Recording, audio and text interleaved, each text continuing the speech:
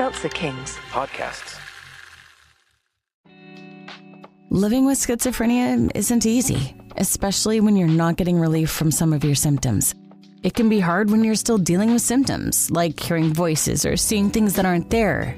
And negative symptoms, like feeling unmotivated or avoiding social situations.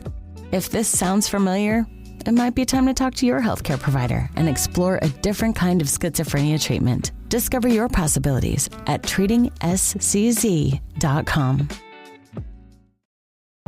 This episode is brought to you by Progressive Insurance. Fiscally responsible, financial geniuses, monetary magicians. These are things people say about drivers who switch their car insurance to Progressive and save hundreds. Visit Progressive.com to see if you could save. Progressive Casualty Insurance Company and Affiliates. Potential savings will vary, not available in all states or situations. After the DA decided not to press charges against Logan, Neptune became a different place.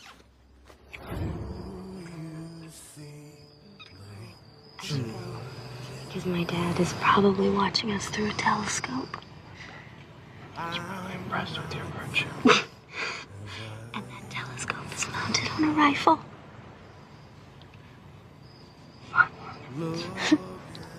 You should feel lucky. I mean, you could be out here with some pretty boy jerk just looking to get laid. Wait, what are you saying? You're not pretty? What I'm trying to say is I'm in love with you. The things guys will say to get past second base.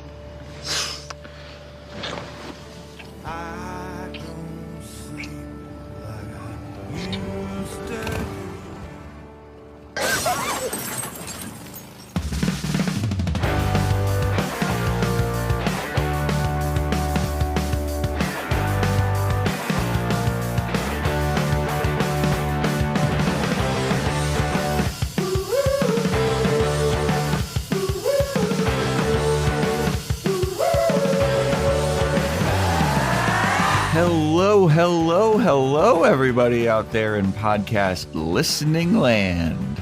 Welcome to another episode of Boys Watching Veronica Mars. We're just two boys watching every episode of Veronica Mars for the first time, giving our thoughts, review, reactions.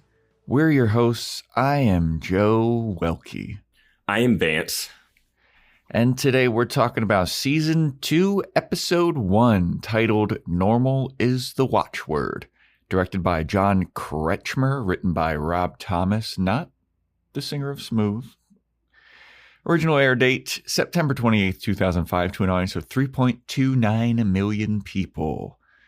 Before we get into it, I just want to tell everybody, hop on our Discord. Link is in the show notes. Join in the conversation there. Join our Patreon, patreon.com/boyswatchingbuffy, where we're kind of we're seeing the light at the end of the tunnel for Dollhouse.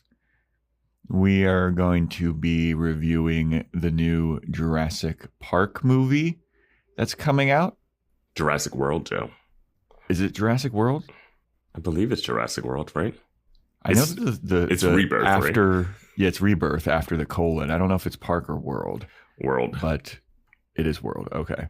Jurassic World Rebirth, starring Scarlett Johansson.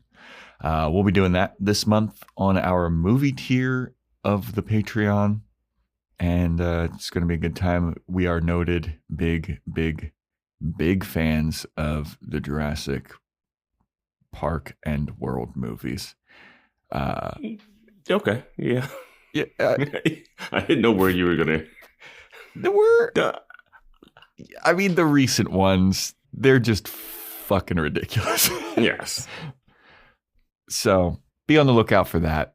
So excited for that. And I gave Vance this warning before we started recording. I'm going to give it to you, listeners. I'm not going to be 100% today. I've been working on about 4 hours of sleep for the last 4 days. It's been a crazy week for me. So, yeah.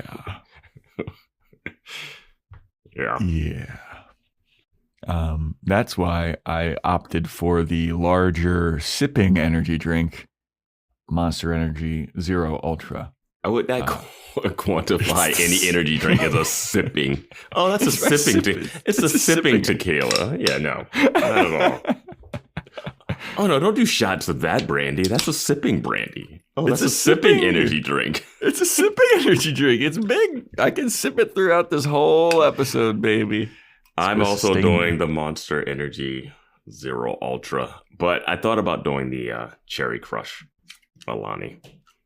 Oh, have you had that one yet? No. That one's great. I also chose for the sipping long-lasting energy drink because I'm having a feeling that this might be a long episode because holy crap, there's a lot going on. They're not taking their foot off the gas in season 2, are they? I think I figured out the show based off of this. I think it's finally like got me like where I'm like, okay, it's going to be wild. It's going to be crazy like this. There's going to be a little bit of the silliness, but it's going to be real dark. I think the tone is starting to like hit in a way that I'm normalized to it. Normal is the watchword for this. Normal is the watchword. Nice tie-in there. All right, well, let's get into it, huh? Or should we do our predictions? Yeah, we got to do our predictions. Should probably do our predictions. Who do you want? Whose prediction do you want to hear? I want to hear your fucking prediction first. All right. What did you think was going to happen?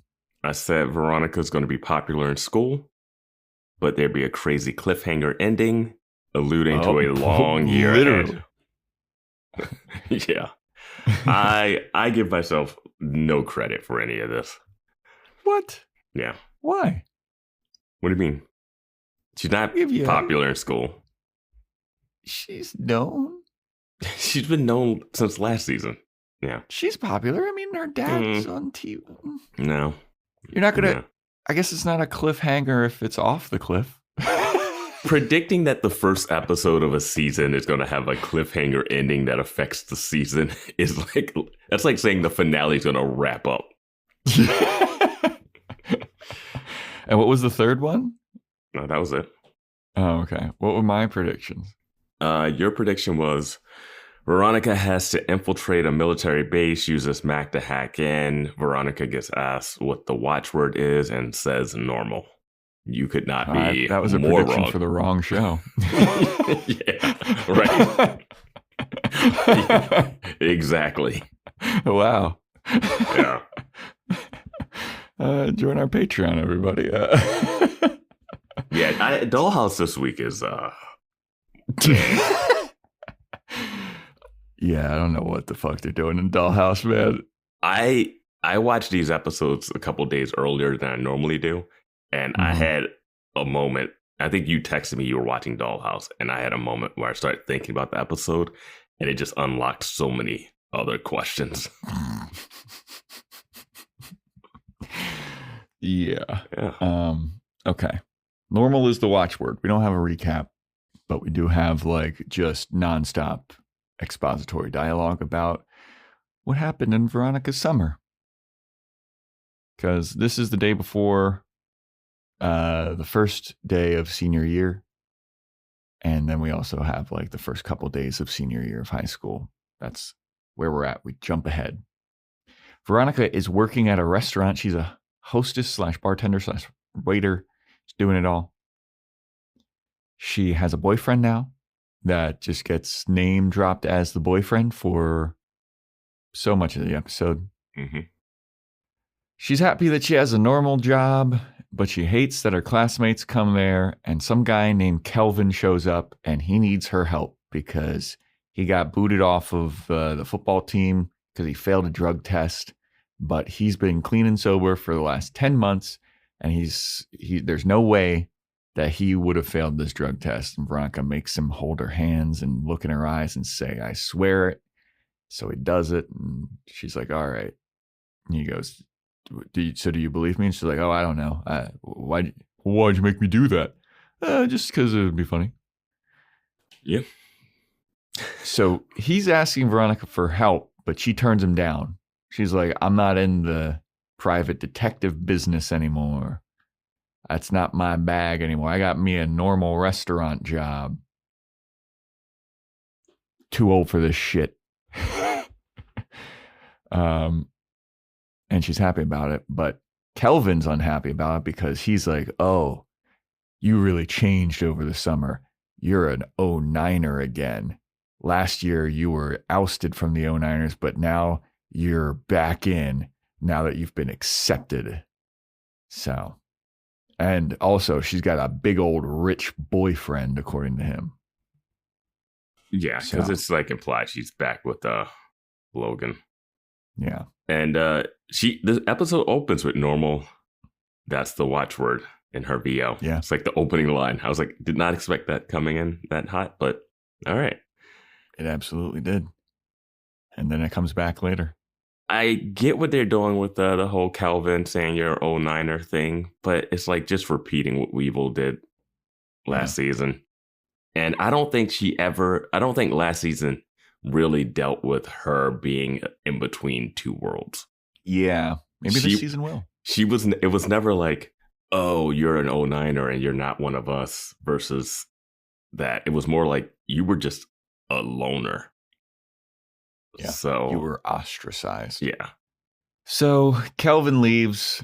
Her coworker calls Veronica over because Keith is on TV talking about the Lily Kane murder case.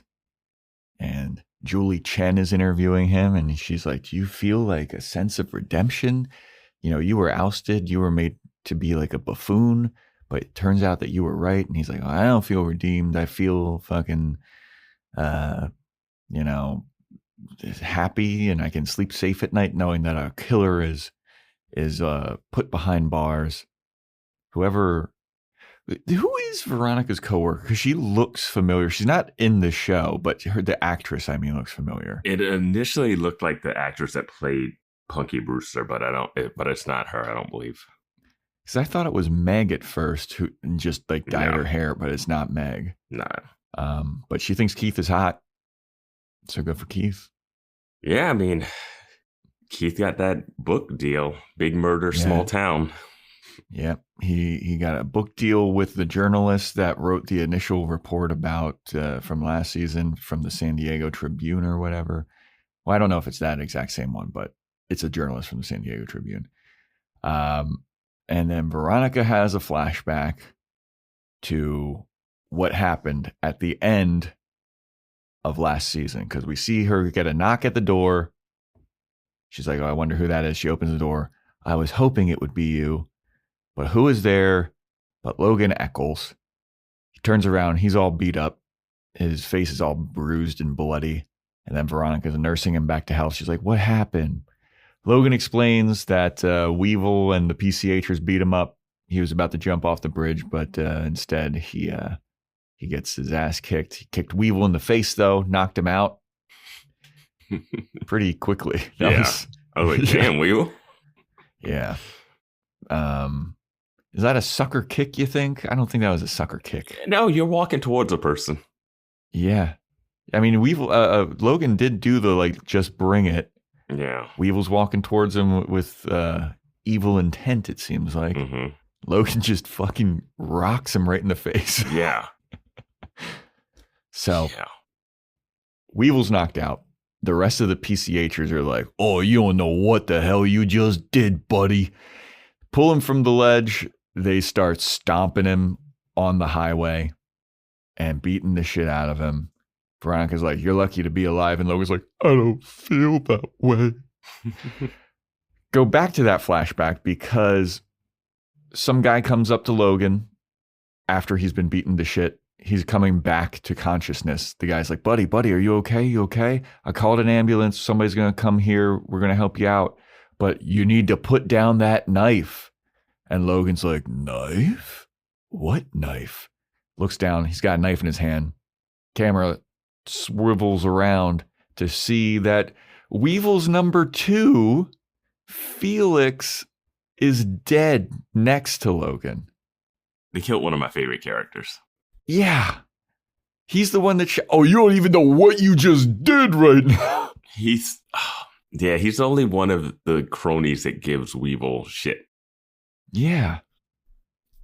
I don't know. I like this vibe. I don't know. Yeah, he was a fun one. And this isn't like a Lily Kane situation where I expect to get like a ton of flashbacks of him. Like there's not like a lot of time between. Yeah. Yeah.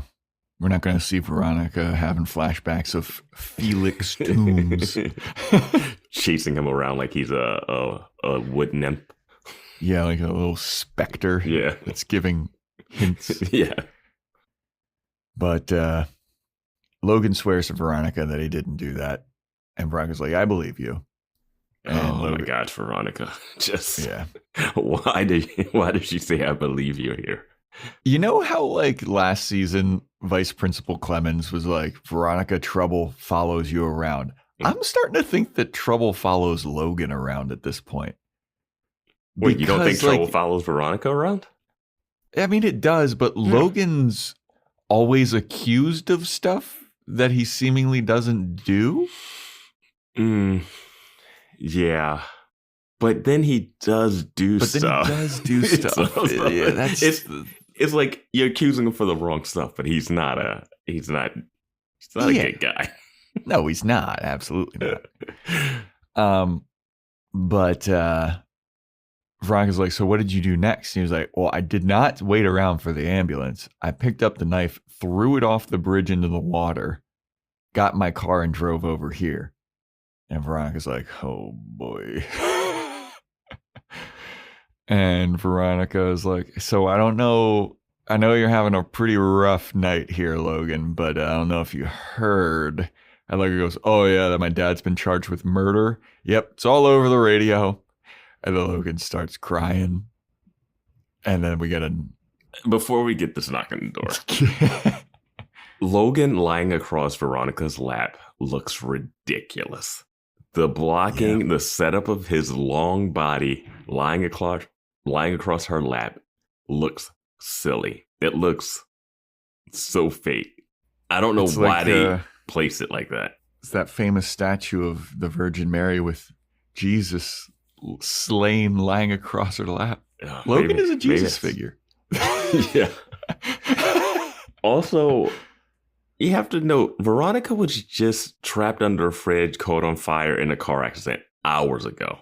She looks pristine at 3 a.m. Like she looks perfect. Like she just told off her mother, found out who killed her best friend, passed out, and now took her dad to the hospital. Yeah. She herself was bruised and bloody and beaten. Yeah. Not anymore. Not anymore. She's completely fine.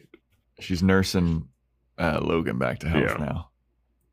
But we get another knock at the door. Who could it be? Veronica opens the door to reveal Leo D'Amato.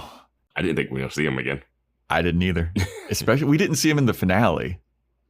So I was like, oh, he's gone. But I saw the names popping up during the opening credits, and I was like reading that, and I'm like, I can't believe this. This is a star-studded episode. I don't know. Oh, boy, is it. Yeah. I saw one of the names. I was like, no fucking that? No way. Yeah. So Leo D'Amato's here. Veronica, don't make this any more difficult than it needs to be. I'm looking for Logan. I saw his car out there. I know he's here. Veronica just gives Logan up right away. Leo looks at her, shakes his head, caresses her face. Nah, man.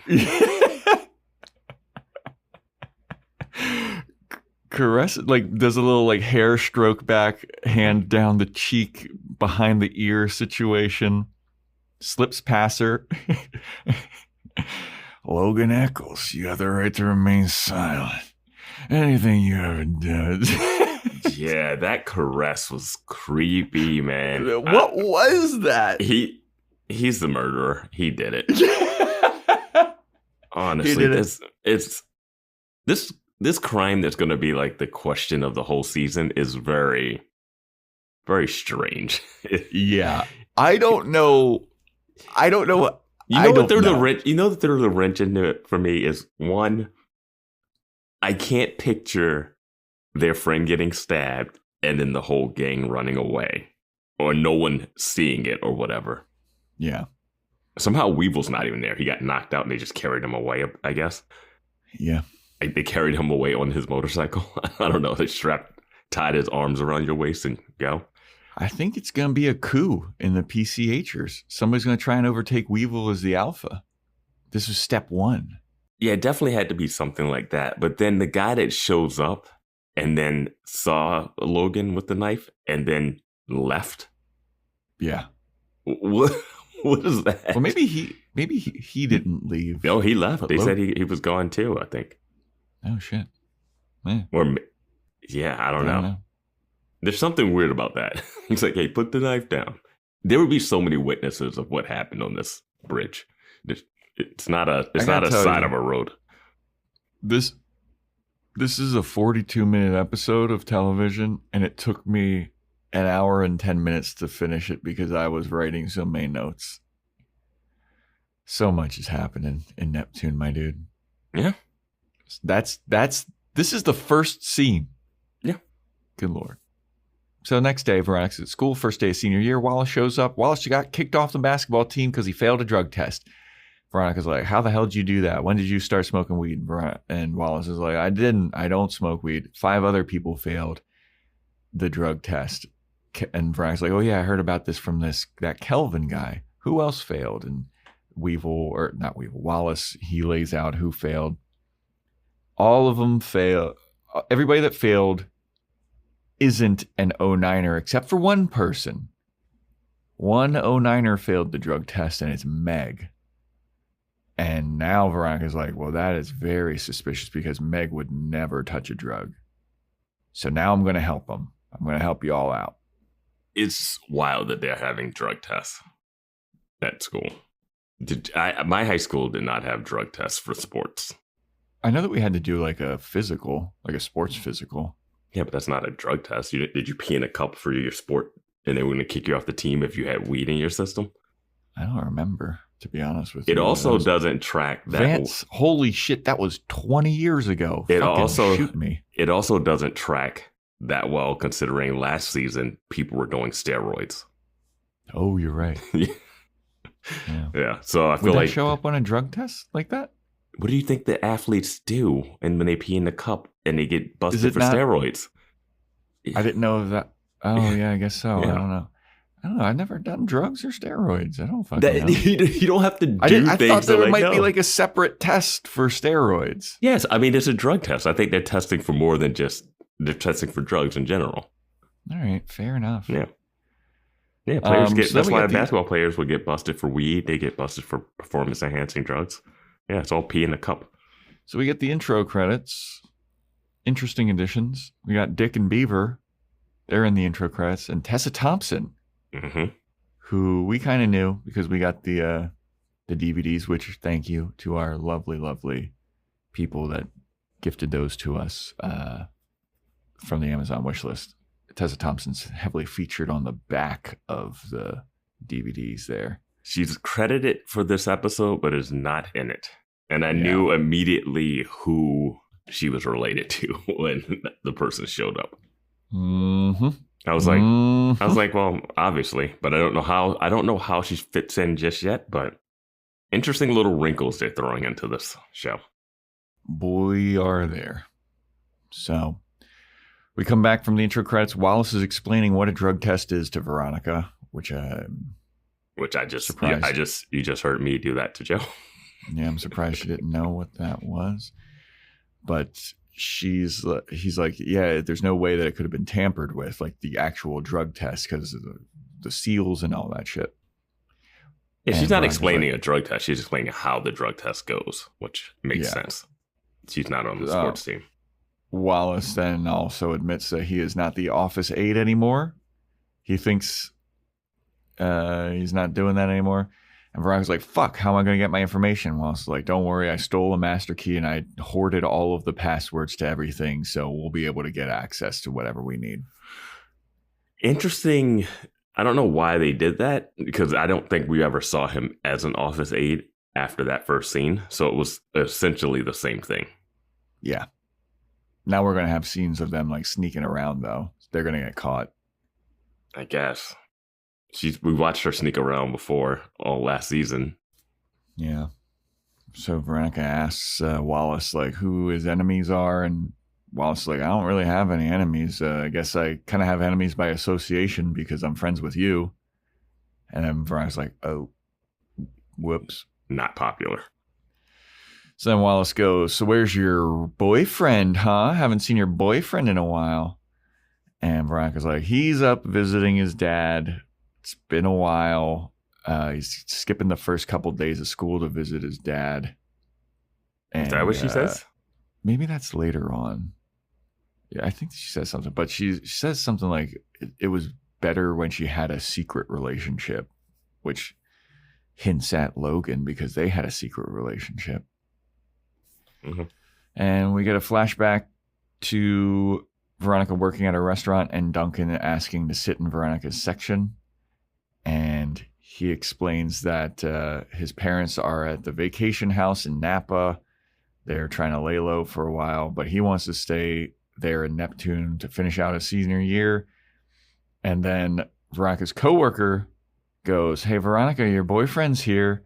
And it's Logan, and they smooch.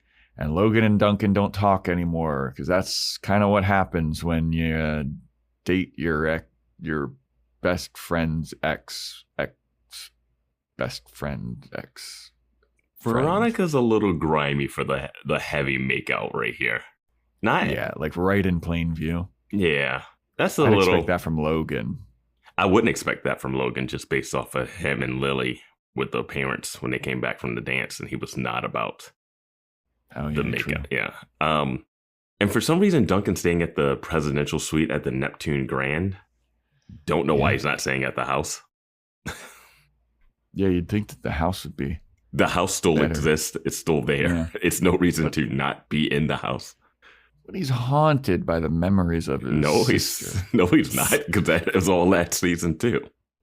It's extra grimy too that Veronica's doing this because she's making out with the guy whose dad killed Duncan's sister.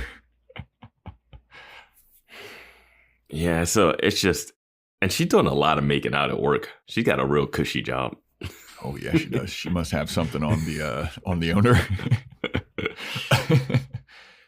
But we come back to present day. Veronica goes over to Kelvin's table at lunch, and she goes, Kelvin, I'm going to help you. And then Kelvin's like, oh, your beard. Wallace failed the test too, so now you're helping us. And Veronica's like, yep. So who do you think did this? Do you have any enemies? And Kelvin's like, no, everybody loves me. And Veronica's like, no, that's not true. Everybody hates you. Who might be your enemy? And then Kelvin goes, well, now that you mention it. Yeah. There's a kid named Butters that hates me. And I was like, Butters? Everyone knows it's Butters. That's me. Because Kelvin bullied this kid. He was doing like a rock climbing thing, and Kelvin pantsed him, and everybody started laughing. And Kelvin or Butters came down off of the rock wall and was like, I swear on my life, I will get my revenge. And Kelvin's like, so maybe it might be that guy? I guess I do kind of have an enemy, maybe. Mm-hmm. I'm not going to look into that myself. Veronica, you do it, you unpopular spy. So then Veronica starts interviewing the other people who failed the drug test. One girl's parents are being sued by Big Fun Co. or whatever the name of the thing is. I don't know. She's something. Next guy's talking about how he's a tennis player, and now he's worried that he's not going to be able to play tennis, and the second stringer is going to take his place. And then Veronica is like, oh, I'm going to go talk to Meg, but things are a little cold between me and Meg because Duncan broke up with Meg after all the shit went down, and she blames me for it, which is reasonable. Yeah, absolutely. All of it's reasonable for Meg. I like Meg this episode. I think she's reached a level of sassy that I think is fun. I feel like her sass doesn't make sense. like some of the stuff that she says to Veronica, I'm like, why would you? So, for instance, this next thing that happens, Veronica goes up to Meg and she's like, hey, I heard about like you failing the drug test. You know anything about that? Do you have any enemies? And Meg's like, I got one. She's a blonde little detective girl. Maybe you should look into her. And kind of accuses Veronica, it seems like. But I'm like, why would... What do you mean accuses her? I feel like she's accusing Veronica of like making her fail the drug test. No, dude. Not at all. Not at all. This is like classic high school drama 101. Like, she's not accusing her of failing the drug test. I don't understand why she's giving Veronica sass, because it's obvious Veronica's trying to help Meg out. Because she's mad at Veronica because of the Duncan stuff. But so Veronica's asking, like, do you have any enemies? Clearly asking about the drug test, and then Meg talks about Veronica being the enemy. Yes, because she stole Duncan. She doesn't care about the drug test. She's giving her shit for stealing Duncan. I just see that. I just think it's dumb. I think it doesn't work. It's exactly what it is. That's how conversations work. Sometimes people aren't talking about exactly the one thing at the same level. Yes, I know that, but I don't know why Meg wouldn't, even if you're like, have a grudge against Veronica, like, you know that Veronica is like going to solve these cases. Yeah, she doesn't if like you've been her. Kicked off the cheerleader thing, like, I don't know, She man. doesn't like Veronica, so she's giving her shit. That's just it. I don't know, man. If somebody that I don't like was like, hey, I'm going to try to help you, like, clear your name, I wouldn't be giving them shit. Yeah. Meg's a bitch. I don't like her now. Where's Aaron Eccles? No, like, we got another job for you, bud. No, you're wrong. I disagree. Well, agree to disagree. But there's a new wrinkle at school now. There's metal detectors there now because of all of the heat that's been going on in Neptune. Tensions are high. This is the worst Neptune's ever been. Because, flashback to Logan's trial, he got off for being charged with stabbing Felix Toombs because there was insufficient evidence. It was a big brouhaha. He's leaving the courtroom and everybody's taking his pictures. He looks so confused. The look on his face. He is still doing his acting mannerisms. And there's a scene later where he does a spin move and it is just ridiculous. But here he looks so goofy. Yeah, his face. Like, I know we talk about his gestures a lot, but like his face in this scene is like, what are you doing, man? Yeah. But he gets into a limo, and who's in the limo waiting for him but Veronica Mars? Gross. Yeah. What are you doing in the limo waiting for? Like this, you don't know. No. This is 6 weeks after it might not be 6 weeks after. It's during the summer. This case went to trial quick. So much shit happened over the summer. So much shit. And I think Veronica's being a little unreasonable about some of this stuff. Yeah. So when you say her being unreasonable, what do you mean? Oh, we'll get to it later on in the episode. Okay. Because I just don't know if you're on the same unreasonable reason. Yeah. I mean, there's a lot of unreasonable. There's a lot of dude, summer's 3 months. There's a lot of stuff going on in this 3 months, man. Mm-hmm. But yeah, Logan got off, and it caused a rift, even more so, between the 09ers and the PCH'ers. They think that he only got off because he's rich and a white kid. PCH'ers are like, oh yeah, well, of course he got off. He killed one of ours. Of course he's going to get off. He would not be able to go to school or go around the city the way he is because his dad is a famous movie star who was convicted of killing a student, and his best friend's daughter, Logan's best friend's daughter, and then his son, the same day, is convicted of killing another kid.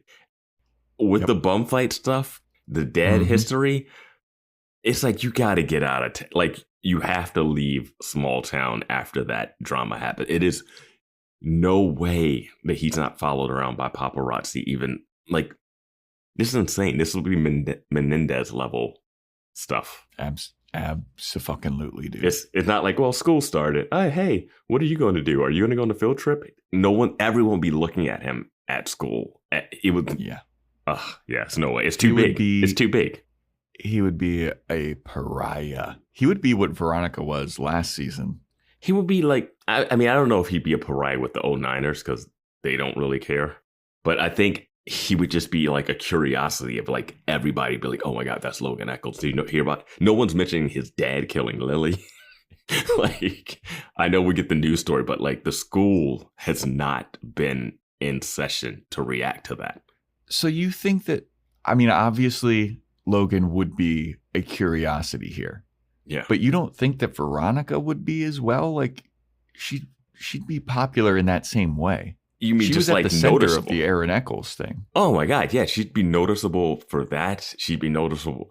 Well, they do some stuff later. Like the reason that she's not liked in school is because she's with like Logan. Yeah, but she's a 09er again or whatever. Yeah, which makes the split between 09er and not 09ers different because there's a killing of a person that an 09er got off of, so it's a different level than otherwise. Because it seemed like the 09ers weren't unpopular at the school. Because the 09ers aren't there more 09ers at the school than non-09ers? Or I don't know what the level is. Yeah, I feel like they tried to set it up as like a 50-50 situation in season 1. Because Veronica's talking about like you're either like a billionaire or you work for the billionaires in Neptune. So you would assume that there would be less 09ers. But it didn't seem like the people that weren't 09ers hated 09ers. Yeah. It didn't seem like every person that wasn't an 09er hated him. The PCH'ers hate him, but that's a separate group. Yeah. Yeah, but there wasn't a lot of like middle class 09er hate. Like Wallace doesn't interact with the 09ers that much, but he also isn't one of those people that like, fuck another 09er. Like he just kind of doesn't interact with them. Yeah, that is true. But anyway, speaking of Wallace, Wallace is hanging out with Veronica, and he's all worried about his failed drug test, and he's worried it's going to go on his permanent record, and it's going to look bad for his college stuff. And Veronica's like, well, I have a suspect. I think it's this kid named Butters. And Kelvin was telling me about how one time he was bullying Butters, and Wallace is like, oh, yeah, I was there for that. He pants him. It was fucking hilarious, dude. This coming from a guy that we discovered taped naked to a flagpole. Now he's laughing at people. See what happens? He got a little shine on the basketball team. Yep. So he's like, oh yeah, it was in front of a bunch of people. It was Kelvin was there. I was there. Everybody that failed the drug test was there. He looks at the list of people who failed the drug test, and he's like, oh yeah, all of them were there. And so Veronica's like, okay. Well, this is interesting. So now I suspect that this kid Butters had something to do with this. Keith comes home. Keith and Alicia, they're still dating. He's talking to Wallace about that. Wallace leaves. Keith asks Veronica how school was. They do some banter. Yada, yada, yada. He asks her about premarital sex and says, where's my turkey pot pie, woman? He is completely back on his season 1 stuff. Yeah. Where he's treating Veronica like his wife, which is so weird. I mean, did he ever stop? He was on a stretcher going, who's your daddy? Yeah, but you would think, book deal, steady relationship, wife out of the picture. Where's Backup? Just chilling. Backup's like, I'm taking a day off. He's hanging out with Tessa Thompson. Oh, okay, true. Yeah. So Veronica, the next day at school, she goes up to Butters. And Butters is an avatar for like the goth, tortured soul kid. She goes up, she's like, hey, Butters. And he's like, do not call me Butters. That is a name that I do not accept. My given name is Vincent. And Veronica's like, all right, Vincent. So I heard the story about how you got pantsed in front of a bunch of people, and now all those people are failing their drug test. You got anything to do with that? And he's like, oh, no, I did not. But I am happy that these bullies failed their tests. I am very happy. And Veronica's like, all right, well, if I figure out that you got anything to do with this, I'm going to fucking come after you. And Butters is like, good luck. I had nothing to do with it. And have a good time investigating that. And then so Vice Principal Clemens walks by and he nods at Butters and is like, hello, son. And then Butters is like, hello, father.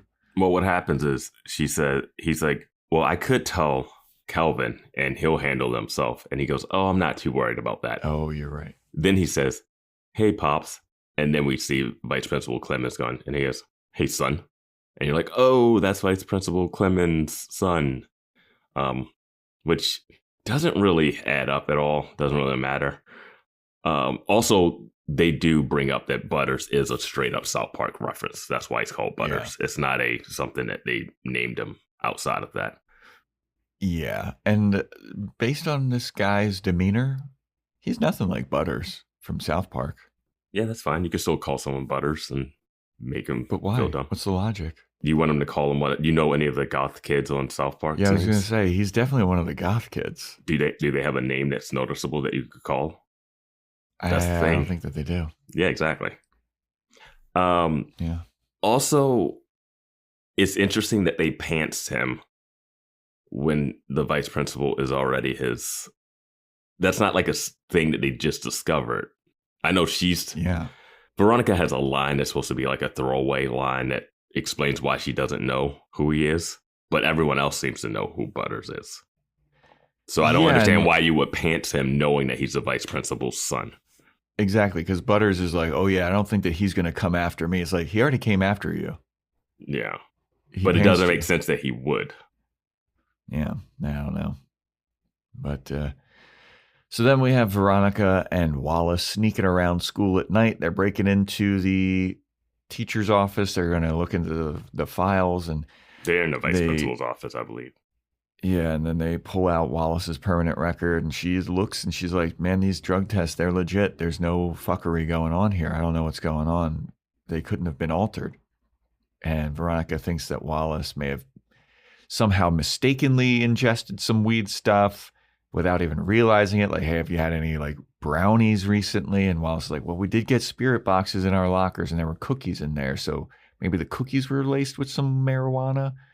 And Veronica's like, oh, yeah, that's okay. Yeah. So they're like, all right, that's good intel. This scene is where Veronica says Butters is a freshman, and she makes it a point not to know freshmen. Yeah. And my question is, why? If he is, maybe he's a sophomore now? No, she says Butters is a freshman, and she makes it a point not to know freshmen. Well, then what year is Kelvin? Because if he pantsed him last year, he wouldn't have been at the high school. I don't think he said he pantsed him last year. But this is the first day of senior year. I don't think this is the first day. She literally says that. So I think Butters is a sophomore. Kelvin pantsed him last year during gym class when he was a freshman. And then Wallace is like, how come you don't know Butters? She's like, oh, he was a freshman. I don't make a point to know freshman. Because otherwise the timeline doesn't make sense. Yeah, I don't know. But, yeah, so Veronica's like, all right, well, we got all the information that we need. I'm going to go walk to my car. I'm also like, I'm walking with you to your car. And Veronica's like, voiceover, oh, yeah. It's not cool for me to walk to my car alone after the whole Logan verdict. It's like, bro, it's not cool for you to walk to your car alone at all at Neptune. Yeah, you had photos with the bullseye on you. Yeah. And she was just like living her life. So we get a flashback to this inciting incident where Logan and Veronica, they're making out in Logan's car. It's late at night. They're doing some flirty banter about like, oh, I only want 5 more minutes. My dad's going to kill me, yada, yada, yada. They make out. They duck down below the windows, and then a shotgun blasts through Logan's car window. The window's smashed everywhere. And, drama. I guess her dad wasn't watching because he didn't hear a gunshot outside the place. Yep. Selective hearing for Keith Mars. Or the whole neighborhood. Yeah. I was also like thinking about this because like Logan's car is so noticeable too. Yeah. Like he's got a bright yellow Nissan Xterra. Like when Leo was like, I know that's Logan's car. And then like they're parked outside and the shotgun hits them. And I'm like, yeah, of course that's Logan's car. You know what's interesting? Weevil goes after Logan because he thinks Logan had something to do with Lily's death. Mm-hmm. And then they have to find out later that night that it wasn't Logan. But now it switches to it being, oh, Felix is dead, so we hate him for Felix. Yeah. Okay. I could still see them bullying Logan if the dad killed Lily. Because people were bullying Logan when his dad cheated on Lynn. What do you mean bullying him? Like I could see the PCH'ers going after Logan even after finding out about Aaron. I don't think they would have gone after him the way they went after him at the end of season 1. The end of season 1 is because Weevil heard that he had a fake alibi. Yeah. That was the motivation. That was the motivation. But I think okay. Yeah. So we then have Veronica with Wallace back at her house, and she's getting Wallace to do a drug test. And for some reason, he's peeing in her closet. I think they're supposed to be the bathroom, but they're just like, I have no idea. I mean, that door was not a bathroom door. Have we seen their bathroom door? I think so. I mean, yeah, we definitely have. When the episode where Parker from Buffy came to their house, and Veronica doesn't have her own bathroom because we're in Veronica's room. Yeah, she doesn't have a private bathroom. I didn't even care. He's in the closet taking a piss, and I was like, why the fuck is he in the closet taking a piss?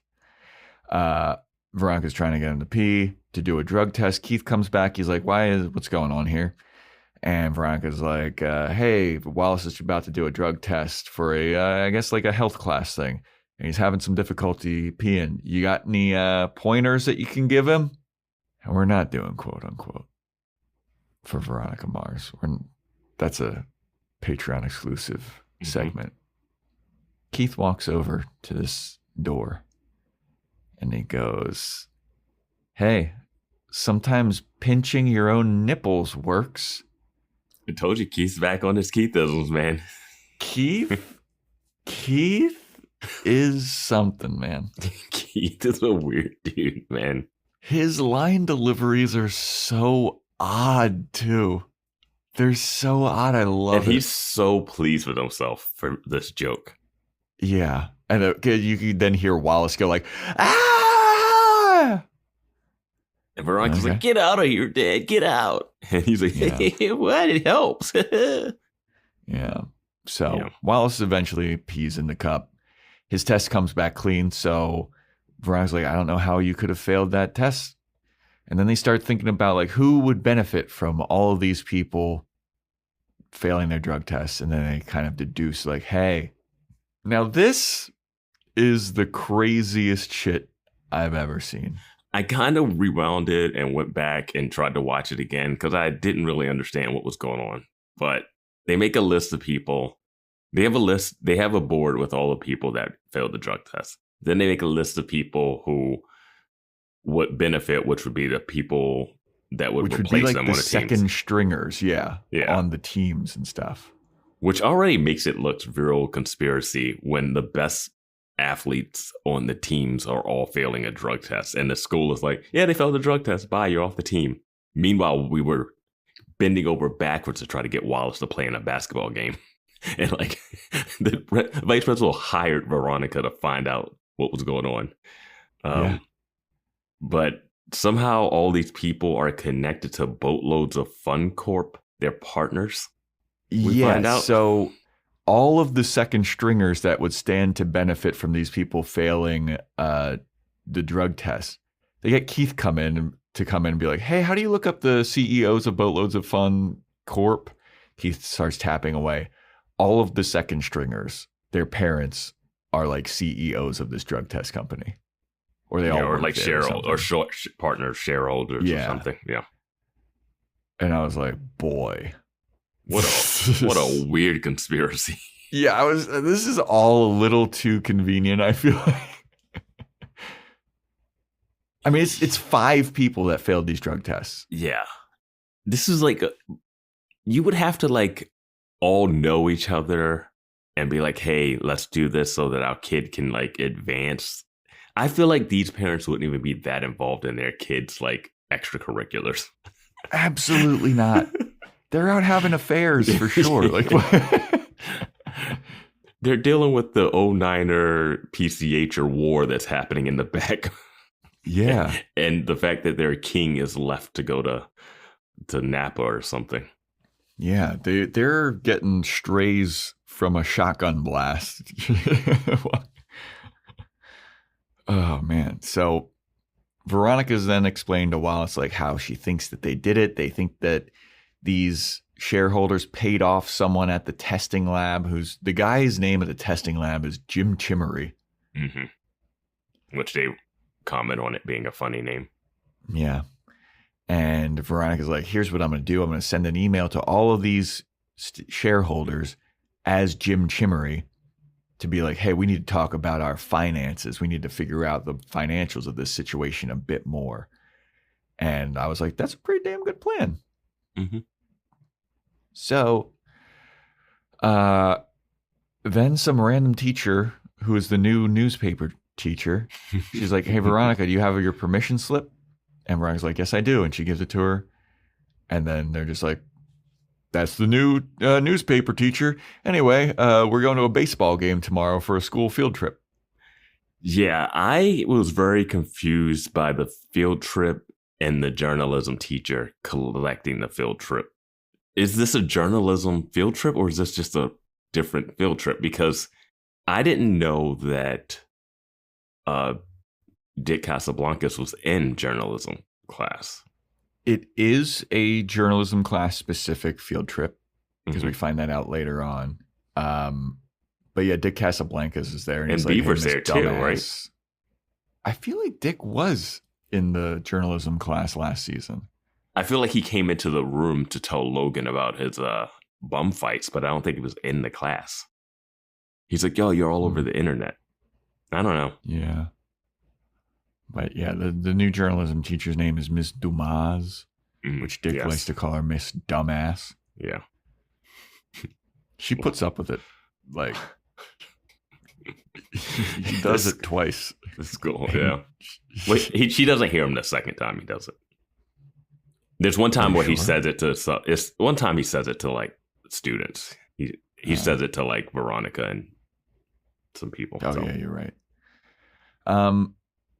So that's that scene. So then we get Veronica walking down the hallway and she walks past Weevil, and Weevil's with 3 other PCH'ers and they all give her the evil eye. And we get another flashback because Veronica's like, yeah, I'm not popular with Weevil or the PCH'ers anymore because Logan had to go to summer school because of all the turmoil that he was facing, you know, him being accused of murder, his dad being convicted of murder. And yeah. Where is he living? His finals. That was my question at the end of the scene. I was like, where's all these people's parents? Well, here's my thing.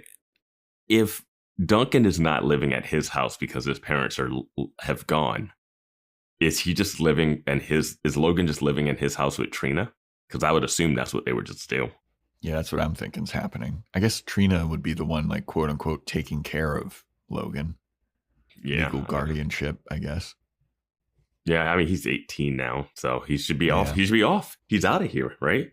Yeah, that's true. But speaking of Trina, Logan talks about how Trina's trying to sell a made-for-TV movie about the Aaron Eccles story, and she wants to play herself. And Veronica brings up a great point that I was thinking as Logan was talking about this. Veronica's like, Trina wasn't even here for that. And Logan's like, you think that's going to stop her? Yeah, they just changed the whole storyline. Like those things are so, you watch them and they're compelling, but they're not factually accurate. Yeah, they're based on a true story. Mm-hmm. Aaron Eccles' story. I mean, you literally did talk about how that would be an amazing Netflix series. The docuseries, like the people that did the Nickelodeon one, like the Making a Murderer, like those level would be so good. Like real interviews with real people, like not the reenactment stuff, because they're talking about having Tara Reid play Trina, and he wants Tom Welling to play him. Yeah, there's no way. Yeah, Tom Welling is a good. Tom Welling would be a person I could see them casting as him in a made-for-TV thing. Tom Welling is so fucking hot, dude. He is handsome as, or used to be, at least when he was on Smallville. Bro. I mean, he's still handsome. I've seen him on Michael Rosenbaum's Bloom podcast. He's a good-looking guy, man. Okay. Good for him. Must be nice. I never watched Smallville. So Dick and Beaver show up. And they're like, hey, man, y'all ready for the whatever we're about to do? And they're like loading up gigantic cans of gasoline into Logan's car. Mm-hmm. And Veronica's like, what's all that gasoline for? Like, we're having a cookout. But turns out after that, the community pool that all of the, I guess, like lower class, like PCH'er people in the PCH'er neighborhood got burned down, and people suspect that it might have been Logan and Dick and Beaver, or at least Veronica does, because it would affect the PCH neighborhoods and not the 09ers, because the 09ers all have their own private pools. And it doesn't affect Veronica because she can go to any of their pools. And she lives in a lavish resort of a apartment complex of Pleasantville. Pleasantville. But I have to say, when she's walking with Logan and they're talking about summer classes and all that stuff, she is holding hands with him and is so clingy. And boy, the relationship Veronica is not a good look on her. She is they're like playing with each other's fingers. It is, it's a lot. She is glued to his arm. Yeah. He's got his fucking best puka shell necklace on, my dude. He's been polishing that up. And then this is a scene when I see them, like, Dick Casablanca is great. He's like, oh, hey, and your girlfriend, who I'm really cool with. Exactly. And don't have any problems with. He brings that up twice this episode, but I love that he does that because it's so condescending. You are liking how Meg is being portrayed in this episode. I'm loving Dick Casablancas. But Dick Casablancas is being an asshole to Veronica by being fake nice. But it's funny, man. I like both of them. See, I don't know. I mean, and we all know that Ryan Hansen's like a pretty funny, good actor from Party Down. But yeah, it's nice to see him spreading his wings a little bit, getting a little bit of shine. I think you predicted that he's going to be the big villain for this season. I did predict that he is the big bad. And I said, I think they like him too much to make him fully go down that rabbit hole. Didn't say it was a good prediction, just said it was a prediction, right? Well, once Veronica mentions the pool getting burned down and all this stuff, my note says, why is Veronica still with this dude? Yep. At this moment, that is when I had that in my note. Yep. Just wanted to say it because it was very egregious. Yeah. I mean, I didn't write, when I'm writing my notes, I don't usually write down like my opinion of what I'm thinking on it. But yeah, I was like, if she suspected that, why the fuck? Yeah, why would you ever be with this guy? Yeah. Yeah. So then we go to Logan, Dick, and Beaver at their pool. We're at Dick and Beaver's house. And then they're yapping. They're doing a bunch of cannonballs and stuff. Logan's talking to Dick. And an incredible, gorgeous, hot babe walks out of the house. A vision from the higher powers. Yes, indeed. The powers that be. a higher being walks out of the house. And at first you're like, who is this? Got big old sunglasses on, bikini clad. And then they take off the sunglasses, they take off the hat, do a little whip of the hair. It is our girl, Charisma Carpenter. Cordelia Chase. Queen C. She comes out of this house and she's like, hey, boys, does anybody want a Rice Krispie treat and a drink? And Dick and Beaver are like, I'm good. And then Logan's like, I would like a Rice Krispie treat. And then Charisma Carpenter goes, then get it your fucking self, dumbass. Do I look like a cook? She puts her sunglasses down. You don't cook Rice Krispie treats. I mean, if you're making them from scratch, I guess you do. No, you don't.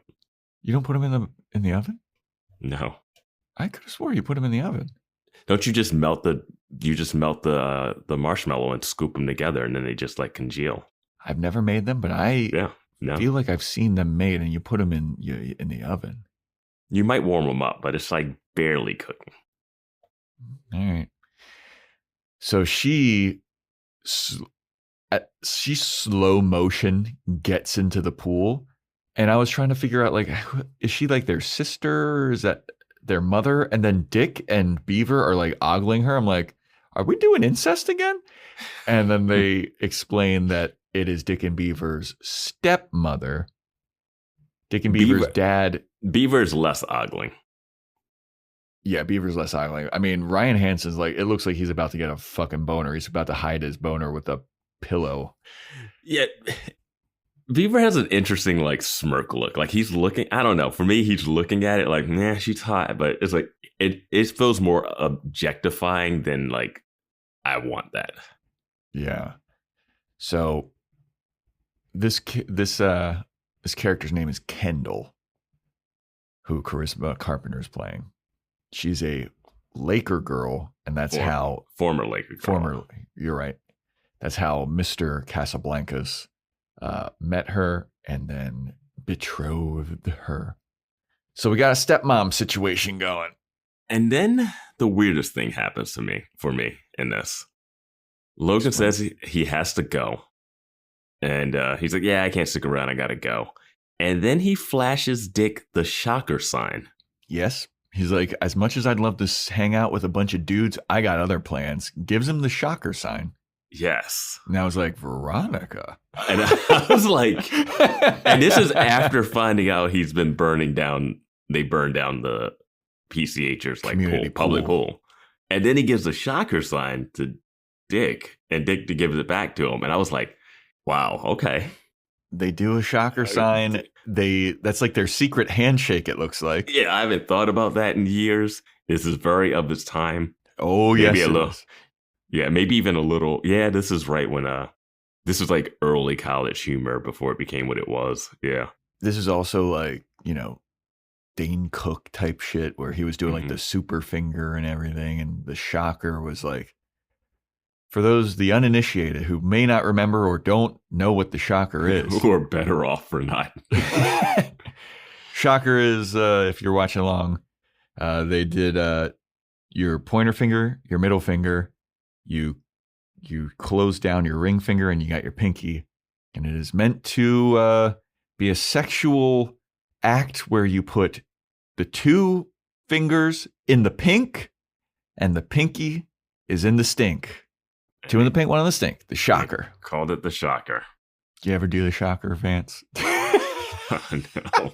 No. That's like an unnatural way to even hold your hand for that. Something like that. I don't know. Yeah, but it's like one of those things you do, you come up with. It's clever. You say it has a rhyme. You make the it's foam like one of fingers. Those things, like the David Copperfield, where it's like, oh, you and your bro, you're having sex by a window, and then you switch with your buddy and you wave 2 rounds. I mean, it's less advanced than that. Yeah, because that one's sexual assault. That one takes a lot of setup. Yeah, that was illegal. Yeah. That's from like Revenge of the Nerds level stuff. Yeah. I'm trying to think if I've ever done this. I feel like I probably have done. Anyway. But they do that, and I'm like, this is our hero, Logan. Yeah, this is our love interest. Yeah, Veronica's boyfriend, burning down community pools. Maybe going to give her the shocker. Yeah, who knows? So we then have Veronica, and she's enacting her plan, which was to set up all of these shareholders at the drug test company at her restaurant. They made a reservation or whatever. And Veronica has bugged them all. And she's got an earpiece and she's listening in on their conversation. They basically admit that they fucked around with the drug test. She walks by. Vice Principal Clemens is there and he's got an earpiece too. And he's listening in. And Veronica's like, is that enough evidence for you? And Vice Principal Clemens is like, yep, it is. Thank you. That's the end of that storyline, basically. Exactly. Yes, it is. And what happens to the parents that just tried to like fake drug test 5 kids? Like this should start a PCH'er 09 or like not a PCH'er, but an 09er and non-09er war. This is bad too. This is terrible. Like this is going to ruin their record. Yeah, this is fucking with their like futures, possibly. Yeah.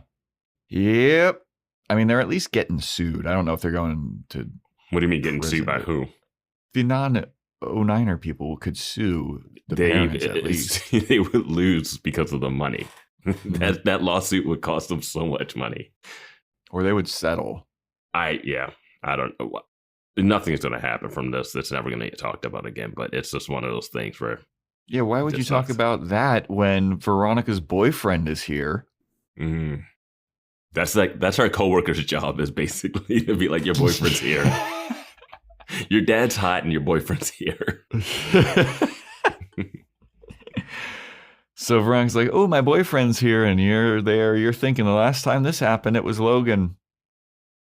Veronica walks over to her boyfriend. It is not Logan. It's Duncan. And Veronica runs over to him. They start making out in this restaurant. Fucking tonguing him down. The principal's there. A couple other parents are there. Your coworker's there. You're at the front desk. Yep. There's some people there like, so how long is it to wait for 3? Veronica's like, Can't you see him making out with the brother of the dead girl from a year ago?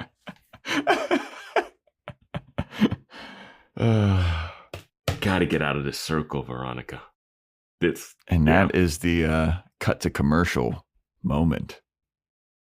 The #1 selling product of its kind with over 20 years of research and innovation. Botox Cosmetic, out of botulinum toxin A, is a prescription medicine used to temporarily make moderate to severe frown lines, crow's feet, and forehead lines look better in adults. Effects of Botox Cosmetic may spread hours to weeks after injection, causing serious symptoms. Alert your doctor right away as difficulty swallowing, speaking, breathing, eye problems, or muscle weakness may be a sign of a life-threatening condition. Patients with these conditions before injection are at highest risk. Don't receive Botox Cosmetic if you have a skin infection. Side effects may include allergic reactions, injection site pain, headache, eyebrow and eyelid drooping, and eyelid swelling. Allergic reactions can include rash, welts, asthma symptoms, and dizziness. Tell your doctor about medical history, muscle or nerve conditions including ALS or Lou Gehrig's disease, myasthenia gravis, or Lambert-Eaton syndrome and medications, including botulinum toxins, as these may increase the risk of serious side effects. For full safety information, visit BotoxCosmetic.com or call 877-351-0300. See for yourself at BotoxCosmetic.com.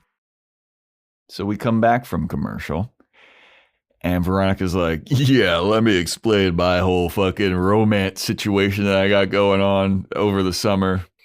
Sorry to fool you guys for first half of the episode, but... Veronica and Duncan are walking to the bus because they're going on the field trip together, and Logan's there, and he's like, oh, look at the 2 lovebirds. And it seems like they're maybe chill. It seems like there's some resentment between Logan and Duncan. Veronica, yeah. Yeah, I would think so. Yeah. You think? So Logan's not going on the field trip. Wait, how much time has passed? Like, how long into the school year are we?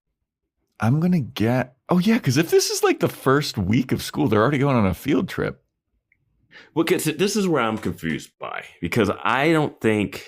Because when we get the flashbacks of her talking about this, it seems like... I don't know. Here, I mean, yeah. The episode opens, she's at the restaurant. She's like, tomorrow's the first day of senior year. Then she goes to school. Keith asks her, how was your first day of senior year? Mm-hmm. So this is all within the first week but then of the school. flashback They're already seems going on a field different. trip. Yeah. But is she ever with Logan at school? No. Only at summer school. When did she break up with him? Before, in the middle of the summer, I guess.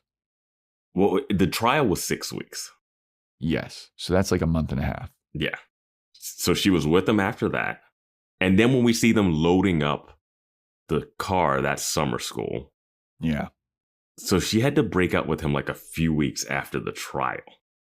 Yeah. And then she would have to get with Duncan within that month. Yeah. But there was already a foundation of love there. It's easy to hop back in. I'm going to say that she dumped Logan late July, early August. Oh, we forgot to mention that Logan said that he loved her too in the car. Oh, you're right. Yes. And then she did not say it back. Yeah. She was like, oh, guys will say anything to go to third Get past base. second base. Yeah. Yeah. Yeah, I forgot. Yeah. Big moment there. But anyway, they get on the bus. And I wrote, this is my first thing. I wrote, is that Krysten Ritter as an extra in this scene? And it is. It is Krysten Ritter. Krysten Ritter of B in Apartment 23. Jessica Don't Jones. mess with the B. Jessica Jones. Jessica Jones. Breaking Bad, our second Breaking Bad character.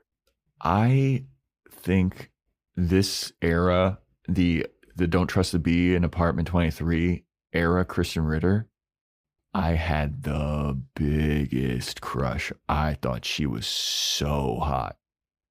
She gives a lot of Faith vibes for me. Ooh. It's like the same, like I could see Eliza Dushku and her like being up for the same auditions all the time. Yeah, you're right. That's a good call. That is a great call. But I think Krysten Ritter is hotter than Eliza Dushku. When Krysten Ritter walks past, like I saw her name in the opening credits. And I was like, man, Krysten Ritter, Charisma Carpenter. I was like, this is crazy. And then what we got coming up next too. Yeah, there's another one. So I was just like, this is loaded. And when she bumps by, I was like, oh, wow, she's just going to be right. I knew she was going to be in it more because her name was in the opening. But I was like, oh, this is interesting. Just a bump pass on Veronica. Yeah. So, yeah, man. But my God, smoke show. But I was just like, oh, that's it? Is that Krysten Ritter? She's just an extra. This is it. That's an interesting thing. Turns out she's not just an extra. But now Veronica explains the whole backstory of her love life. We get a flashback of her dumping Logan, and Logan did not take it well. She's like, hey, I can't date you anymore because you can't seem to get over this PCH'er stuff. You can't seem to move on. When are you going to move on? You got to get past this. I can't deal with this. And this is where I was like, Veronica, you're being a little bit unreasonable here. I had a feeling I was probably going to disagree with you on this. The words that she's saying isn't 100% right, but he is burning down a pool. Because she's basically talking about like the class warfare starting to get to her, and she thinks that there's a little part of Logan that's actually having fun with this. Yes. And then Logan is. Which he is. He absolutely is. Logan stands up. Oh my God. Smashes a lamp. He takes both of his hands to push one lamp over, which is... Yeah, that was pretty pathetic. Yeah. Which is not how someone who was having a involuntary reaction of anger would do it. Like that is I tried to hit it with one hand once and it didn't go over, so this is take two. I'm definitely going to use two hands to push it off. And he does like a spin move when he gets up, and it's just him. I don't know. I think it has to be.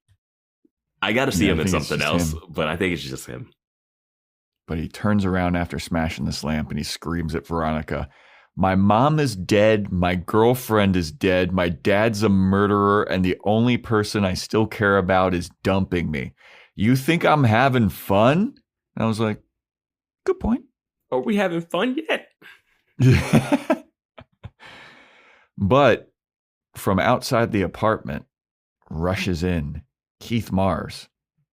And he shoves Logan up against the wall and he's like, don't you ever talk to my daughter like that. Don't you ever do that.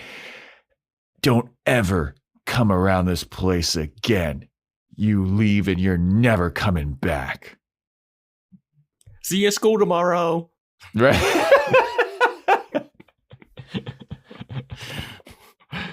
Yeah. And you know what? After this, I feel like that. Was Keith just waiting outside the door? Like what? That's what I would say, like his selective hearing. Where did he come from? He rushed in, man. Yeah. Shoved him up against the wall. But I also think that Logan's not the type of person to like just let that happen. Like he would still show up and be like, Veronica, I got to talk to you. We got to talk about this. I mean, she broke up with him. Like it's fine. But I'm saying, I mean, he can talk to her at school. That's what he did outside the bus. Like you don't literally have to go to her apartment. You're going to see her 5 days a week at school. But as we said, this is like in the middle of the summer. So he would have like a month without seeing her. And he knows where she works. He can go to the coffee shop. It's not hard to find this girl. Yeah. You don't have where she lives, obviously. Yeah. You don't have to go to her house. But anyway, that's the story of Veronica dumping Logan Eccles. We come back to present day, and Dick Casablancas is thirsting over Krysten Ritter. Mm-hmm. He's like, look who blossomed. Meow. I'm like, me and Dick Casablancas, we're on the same wavelength. We're not doing quote unquote, but I wrote down what he says. And they're on the bus, and Dick and Beaver are behind Veronica and Duncan. And I think this is where does he say something like, because he talks to Duncan, does he say anything nice about Veronica here? It's just weird because I don't understand. He totally does do the like, hey, my friend's girlfriend who I totally respect and I'm very happy about. Yeah, like, because I don't understand the level of Beaver's friendship with Duncan and Logan. Yeah, I thought that Dick and Beaver were more Logan's friends, not Duncan's friends. But I guess they're all buds. Because Duncan doesn't seem like he's hanging out with any of them. And then Duncan did yell at Dick that one time when the nerd was sitting with them. Remember in that one flashback? Yeah, but that was like, they've hung out since then. Yeah, I guess you're right. But but it seems like the passing, I know that this happens in high school. The inner circle relationship passing aroundness of like people dating each other. Yeah. Because Meg was also dating someone else that was an 09er before she started dating Duncan. Yeah, Cole. Yeah, and Cole was like at the table with Duncan. They were all friends. So him going after Meg is still inner circle stuff. So I guess they're just okay with the inner circle treating, but these two guys have hard feelings for this popular girl that doesn't put out in school. Like, I don't know. I get Duncan and his relationship with Veronica because he used to date her. Found out that he could actually date her. She solved the crime of who killed his sister. Like, there's a lot there. Yeah. The Logan thing, I never get him. Did tell him they're not brother and sister. And he did tell her that their sex was consensual. So yes. Even though neither of them like actually kind of fully remember it. They were both drugged. Let's make a real memory. Like that's the pickup line. I think also here I think he looks better in this. I think Duncan comes across a little better this episode, this season. It feels like he's in a more love triangle vibe that I could see more. He was so off-putting of season 1. I think also in this scene on the bus, Dick Casablancas yells to the lady, the teacher. He calls her Miss Dumbass again. Yes, and she corrects him, and then he goes, "It's Dumas, Dick," and he's like, "Oh yeah, because my name is pronounced Richard." Richard. Yeah. Yeah. He's complaining about how stinky the bus is. Yeah. Is that a dig on Veronica? I don't know. But he says in regards to Krysten Ritter. Oh, yes. We're in the non-quote unquote. Yes. Who's the lovely young flower blossoming into womanhood? And then Duncan says, let me guess, you want to pluck her. Yeah. And that would be if we were doing quote unquote a hard unquote for me, which we're not. Yeah. So yeah, that's that scene. Then we go to Logan, who's showing up to Dick and Beaver's house. Charisma Carpenter opens the door, and she's like, "Hello," and he's like, "Hey, are Dick and Beaver home?" And she's like, "No, but you can come on in." He comes in. She is wearing a silk robe. She unties the silk robe, walks away. She is nude underneath the silk robe. She turns around to Logan. She goes, "So are you going to come or what?" And Logan's like, humming. So Logan's hooking up with Charisma Carpenter now. Quite an upgrade, gotta say. It is. Like, I knew it was going to happen as soon as I saw the door and him hitting the doorbell, I was like, I already know this scene. Like, I don't even need to see the rest of it. He hits the doorbell and then looks over his shoulder like, is anybody seeing this? I was like, oh boy. And my man, Logan Eccles. So, he is now sleeping with the stepmom of his friend. Yep. He is Aaron Ecclesing his way through life now. Hey, Vance, I don't know if you remember, but Father knows best. Father knows best.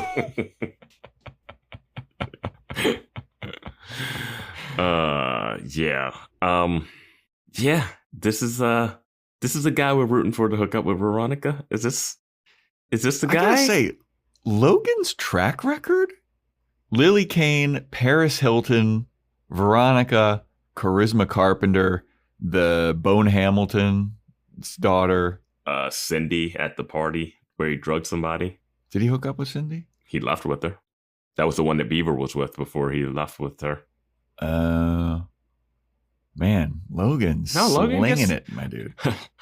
Now I don't feel so bad for moving on from Lily. Like, you never felt bad.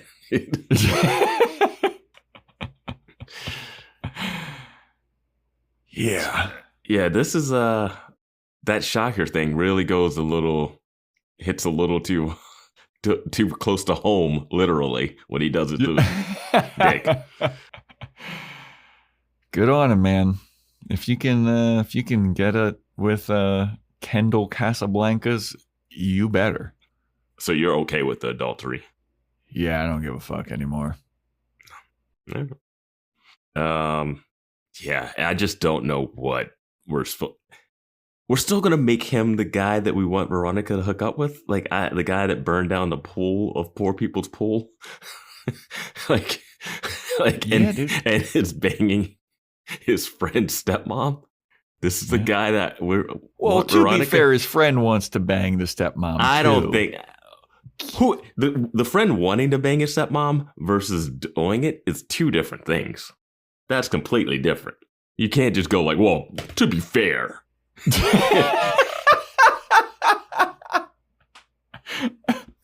Like, no, all the guys ogling his mom, especially we saw his reaction to all the people at the poker party watching his mom and how he was all like, they're looking at my mom like that. Yeah. Well, that's his birth mom. This is just a stepmom.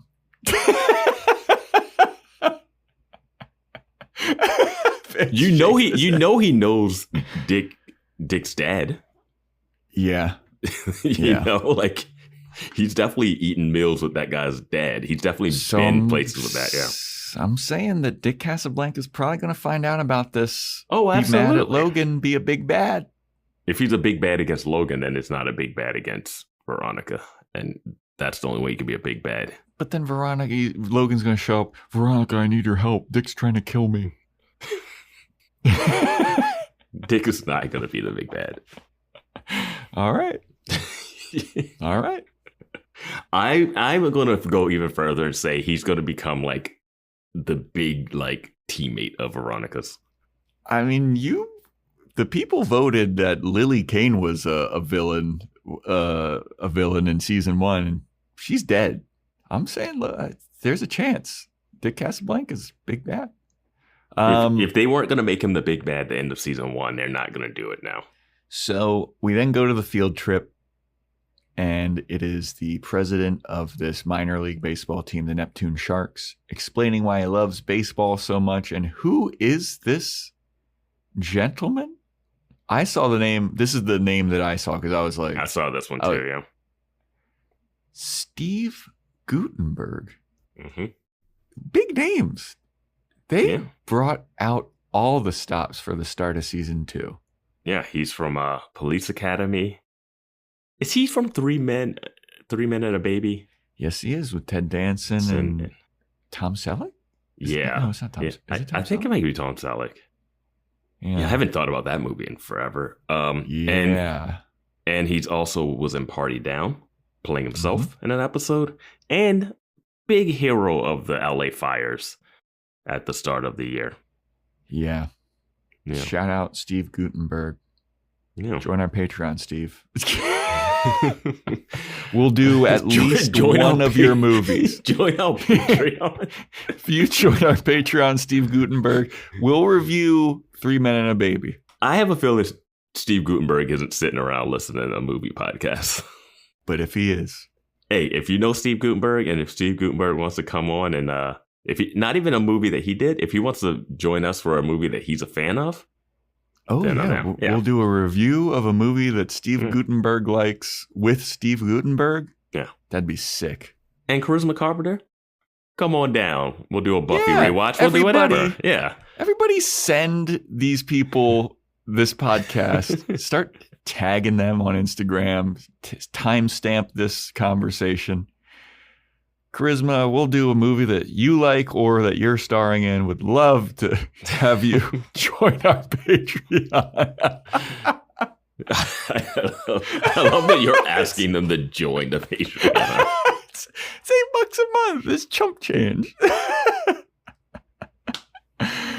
You're gonna love our review of Jurassic World Rebirth. And you can listen to each movie review for $3 individually, or join the $8 tier, and you can get all 32 movies that we currently have reviewed up there. Yeah, and if that's not something that you're interested in, and you see the one movie that we've reviewed, it's $3 each.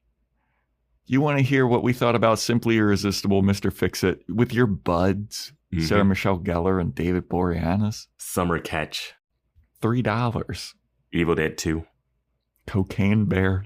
Cocaine Bear. The Menu.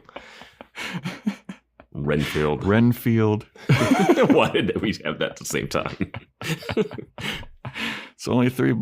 Charisma and Steve. Steve Guttenberg's here. Let's explain why I wanted to buy the Neptune Sharks, why he loves baseball. And he's explaining that he's going to be running for the mayor of Neptune, and his daughter, Gia, who is Krysten Ritter, her favorite class, and he literally says this, which I thought was funny. Her favorite class is newspaper class. After watching Buffy, someone running for mayor for a town like this, just, bad things can come from that. Red flags start raising. Mm-hmm. But his daughter is Krysten Ritter, and she loves newspaper class. So we wanted to invite the newspaper class to come hang out at the stadium and get a tour and all that shit. That explains why newspaper class is on this field trip, because it was very confusing for me at first. But yeah, that makes sense. And Dick's sitting next to Gia, and he's flirting with her. He's all like, oh. When you're flirting with a girl and you sit next to her and go, oh. Just the stuff I've seen Krysten Ritter, and I don't know what to expect from her in the series. I'm so terrified. Especially because Steve Guttenberg calls her up and she's like, "Hey guys, I'm Gia. I don't normally dress like this, but I didn't know whether to dress like East Coaster trying to be West Coaster chic or what. So I dressed like this for what." I was like, "What? When did he buy the team?" I don't know. Because why is she just coming to the West Coast? I was confused as to, I know she's just starting school, but it seems like if he's the owner of but he's the owner of the Sharks. But it seems like he's been the owner of the Sharks for a while. Maybe he was the owner of a different baseball team and then decided to become the owner of the Sharks to run. It was like a trade. I went to college with, a kid, and his dad was like the senior vice president of the Dodgers. Then he went to University of Maryland. So then he switched. He became the president of the Nationals. Then when he graduated, now he's like the president of the Dodgers again, and he lives out here now. So maybe it's that type of situation, or where he's like just switching teams that he's owning or becoming president of or something. Because that literally did happen. Like that. Yeah, but if you run for mayor, you're going to be mayor and probably. Yeah, I guess you could still own that. Yeah, I don't know. Yeah, I don't know. Kid that his dad's the president of the Dodgers. Super fucking cool. He was in the improv group at Maryland. Mm-hmm. Really nice kid, dude. Very nice. But yeah. So that's who Krysten Ritter is. She is Steve Guttenberg's daughter. I have to mention that Veronica is draped all over Duncan in the scene. Oh, yeah. She is such a clingy girlfriend. Yeah, I would not enjoy her as a girlfriend. Especially considering the drama that's going on with the 09er faction in the school. Like, it's like, hey, like, we can be together and be open, but maybe, like, take it down a notch, Veronica. Like, it's as if you're, like, flaunting, like, yeah, he might have killed one of us, but who cares? Like, to the other people. It just, read the room a little bit. Just, I don't know. Yeah. So. It also seems a little strange because at first we thought she was dating. This is the beginning trick that you think she's dating Logan. And you think everyone's reacting. They give us a big old fake out. And you think everyone's reacting to her dating Logan, right? But she's dating Duncan. But people shouldn't be reacting so big to her dating Duncan because they know the whole Lily Kane history and them dating beforehand. So the dating Duncan thing shouldn't be you're just an 09er again, unless it's just coming from like Weevil. But her dating, I think her dating. Well, it came from Kelvin too. No, yeah, like it's coming from a bunch of like people. But I think her being with Duncan, if she ended up with Duncan and not Logan, I don't think the school should be like crazy about it. Her dating Logan and being in the limo when he gets out of the courtroom is aggressive. Well, they don't know that she's in the limo outside. I know, but if she's doing that, she's but she is showing up to summer school. Like, that's aggressive. That's egregious. She was going to summer school for lunch with him. Like that's I don't know. So then Veronica and Duncan, they're getting food. They flirt. I didn't really pay too much attention to that. But did you notice when Steve Guttenberg's character says, "She's my daughter. She's a cool kid. Play nice." That was so creepy the way he said that. Yeah. There's something weird with this family. Yeah, I'm thinking that Rob Thomas, the creator of the show, has got some daddy issues. No, I mean, all these shows have daddy issues. I mean, that's the whole Marvel thing, too. Everything was daddy issues. True. Veronica, Duncan, they're getting food. They're flirting. Then some dude goes over Veronica sees from afar a guy yelling at Steve Guttenberg.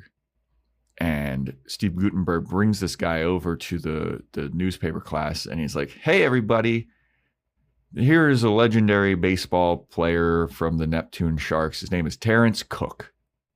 And then Terrence Cook is there, and Veronica is just like, "Okay, cool." Dick goes over to Veronica and Duncan. He's like, "Hey, my dad's sending a limo for us so we don't have to take that stinky bus back. Miss Dumbass said it's cool." And they're like, Duncan's like, "All right, I'll take the limo back with you." Veronica, you want to take the limo back? And then Veronica looks over her shoulder. She sees that Dick is now talking with Meg. Meg looks over at Veronica. And Veronica's like, "You know what? I think I'm going to give it one more try to like make nice with Meg. Like she was always really nice to me, and I just don't want her to have any bad feelings." And Duncan's like, "Why? You didn't do anything to her. You don't owe her any explanation. Fuck her." Veronica's like, it's fine, but I still want to. He sounds like you reacting to Meg earlier in this episode. Yeah, Duncan's making all the sense.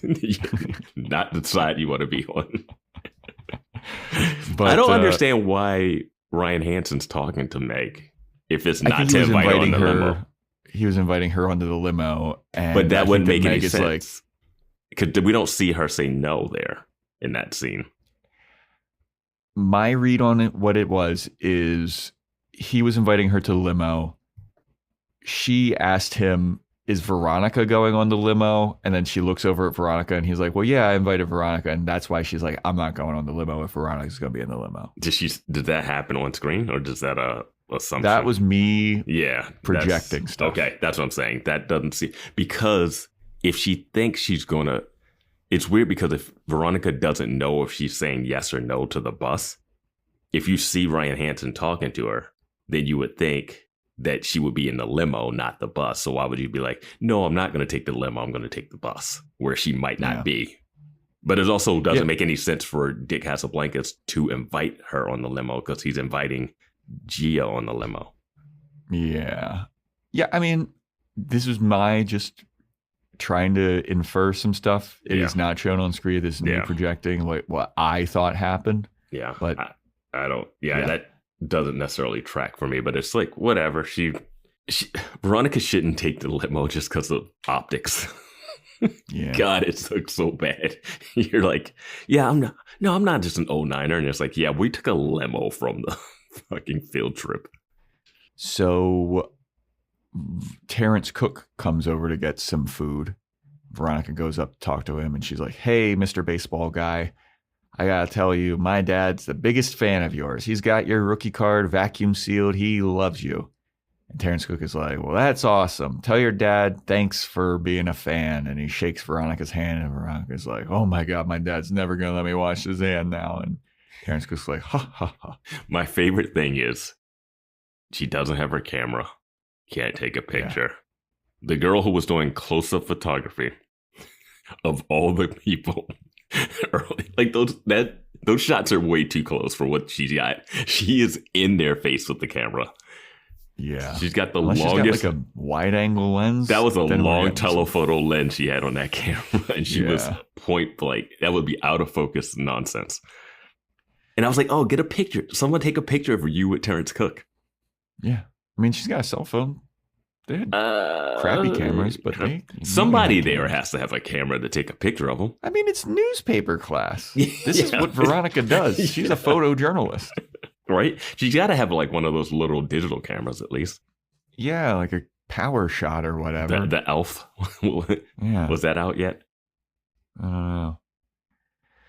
But anyway, so we have Veronica getting on the bus to talk to Meg. And Veronica's like, hey, so I heard that you're back on the cheerleading squad. And then Meg's like, oh, I guess I have you to thank for that. Should I like pay you or some shit? And then Veronica's like, you know what? Fine, fuck you. That's so much for her, like giving it another chance. I feel like this is how I saw Veronica treat some people. This is how she treated what's her name, Leighton Meister. Yeah, like, Carrie Bishop. Yeah, she treated Carrie Bishop like that. But then Veronica explains, like, yeah, this is why Meg doesn't like me. She blames me for Duncan breaking up with her, but Duncan showed up to my work every single day over the summer. Stalker. And yeah, right. And this is basically how their love got rekindled. Duncan broke up with Meg on the last day of school, basically exactly when he found out that she and him weren't brother, sister. So she stayed with him after the car smashing? Meg. Yep. Meg. Yeah. Meg. Get out, girl. Get out. Yeah. But Veronica's like, I was with Logan at the time, and I swear I was faithful. There was no foul play going on. I didn't have anything to do with Duncan dumping Meg. Is this where she mentioned she was 18? Well, she says, yes, Duncan and Meg didn't get together. Duncan and Veronica didn't get together until after Veronica's 18th birthday. Why? Which was also several weeks after Logan got thrown out of the apartment. Okay. But why are they harping on the age of 18 now? Yeah, I don't know. You'd think that Leo D'Amato would be in play. I think Leo D'Amato is up to some shady shit. That face caress. Yeah. Yeah, I think he might have put the knife in Logan's hand, or so. I think he's involved in this somehow. That's a good theory. Vance. But anyway. Yeah. Duncan, the way that he re-asked Veronica out was with a fortune cookie that she opened, and I guess it's like him confessing his love or asking her out or whatever. I was like, man, you know what? Say what you will about Duncan, but he is creative with his bullshit. Nah. He's getting a custom fortune cookie made?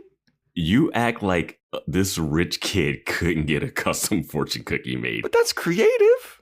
Yeah, well, he did a secret admirer thing with Meg. But was that everybody who had to do that, or he was just doing that? That was just him doing it. He was just doing that.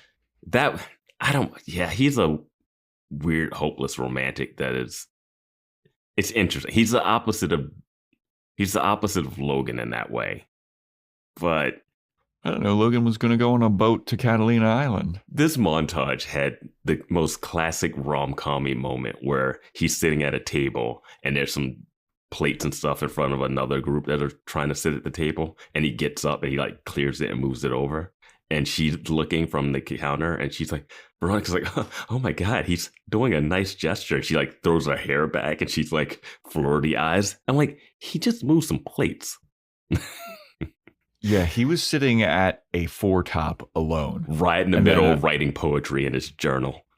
Yeah, and then a table of two comes over and they're like, hey, we want this table. And he's like, okay, I'll move.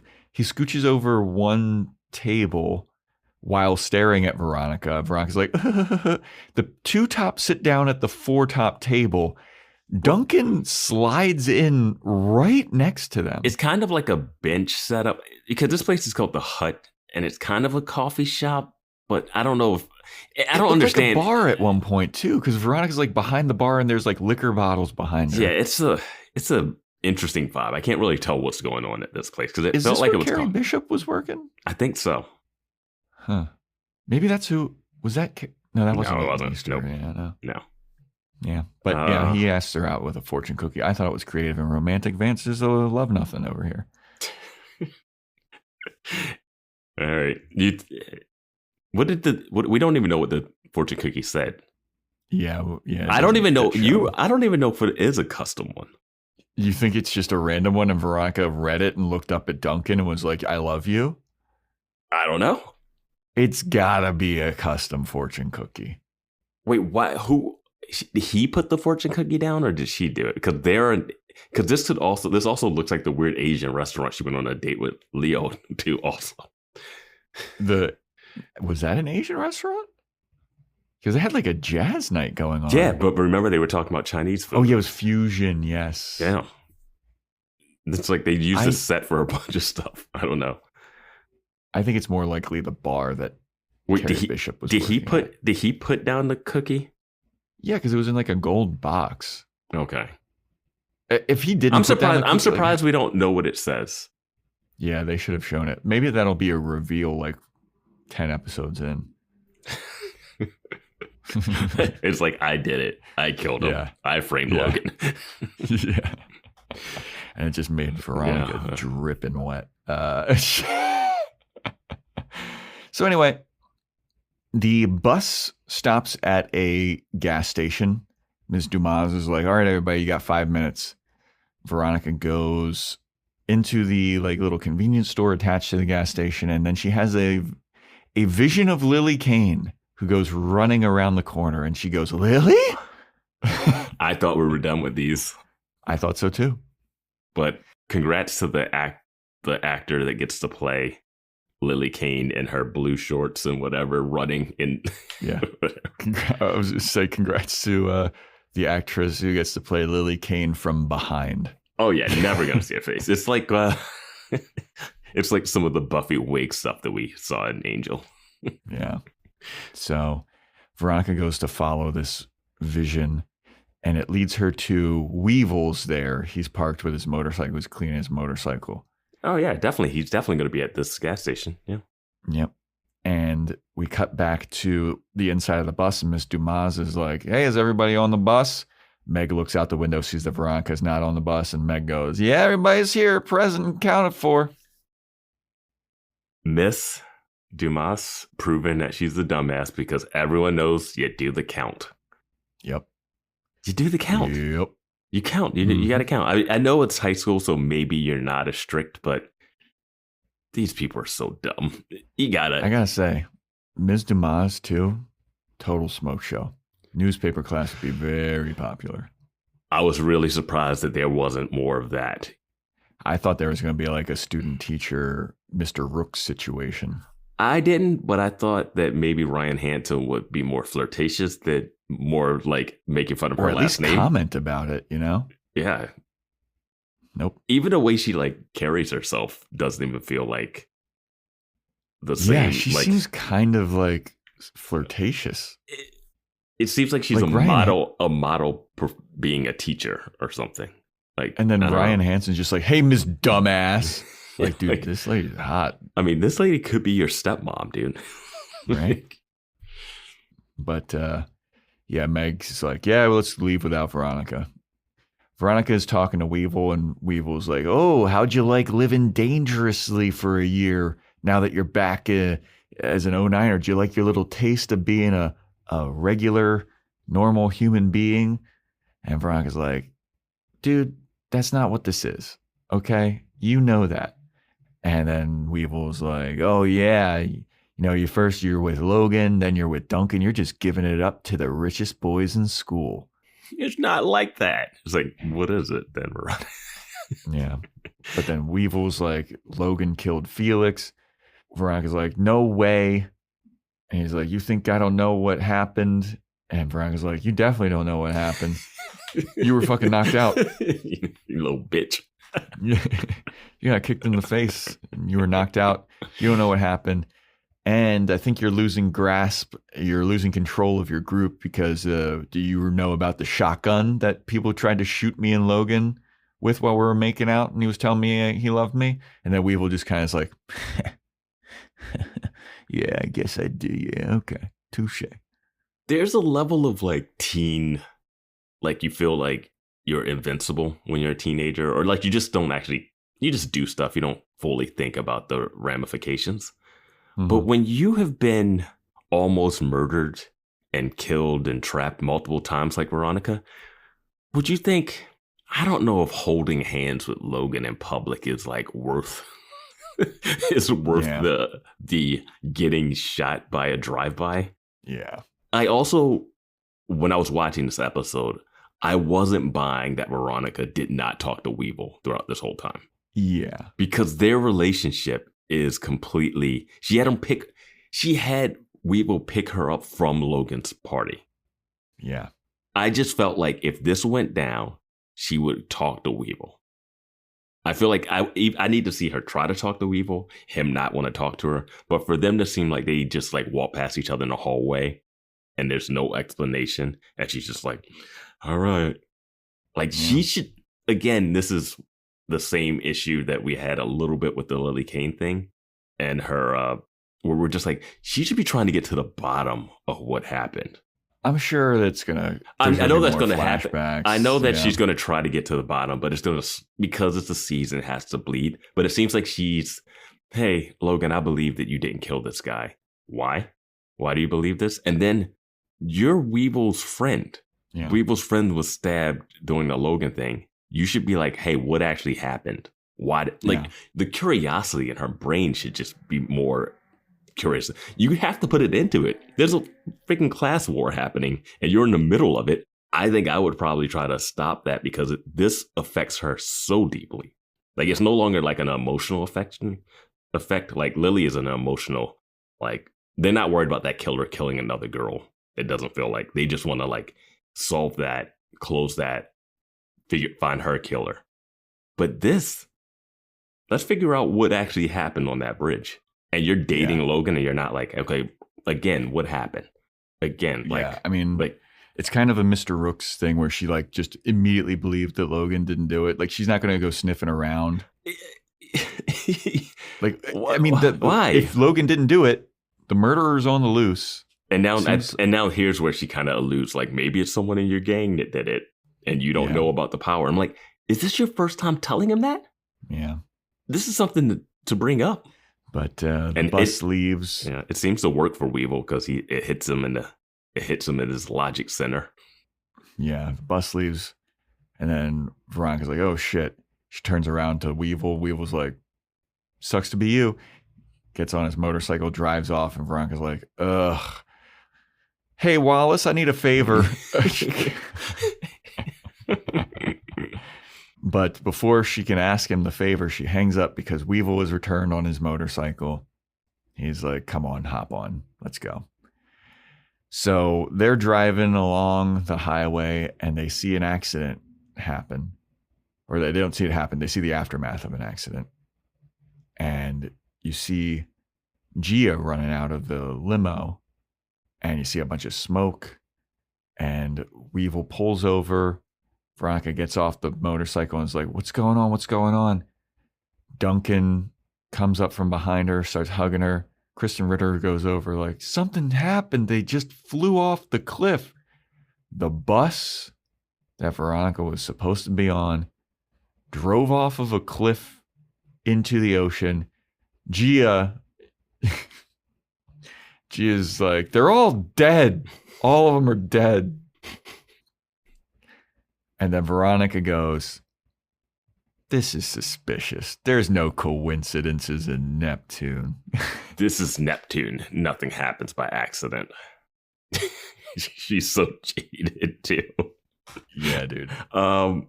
So yeah, I knew something was going to happen with this whole, like, let's take a limo. I'm going to be in a bus. So I was like, something's happening here. I didn't know it was going to be let's kill Meg and the teacher.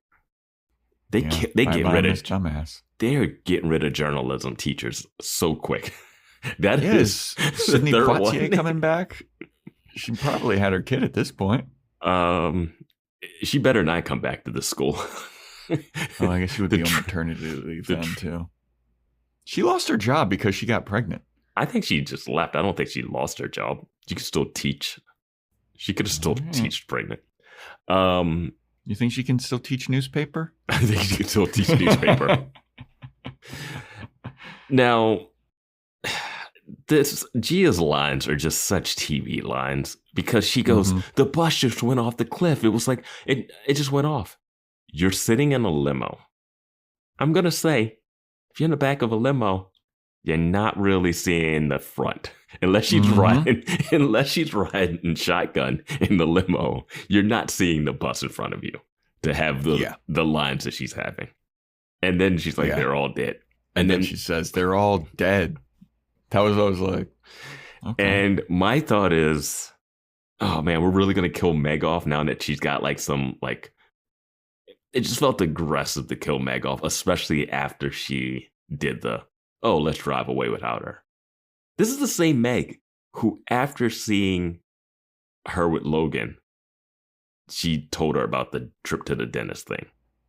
Yeah. When I'm Meg, I'm like, maybe don't tell her about it. You know, like, if you really are mad at her then.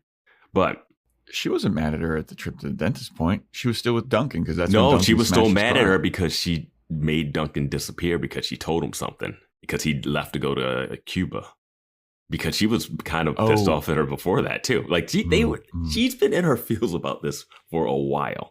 So, well, I will say this. I don't think Meg's dead. I have a theory of how she survives this. I will say this. Based on how bitchy Meg's been this episode, I think she is may in deserve her. to get taken I feel out. like she's in her rights to be. I feel like she's in her rights.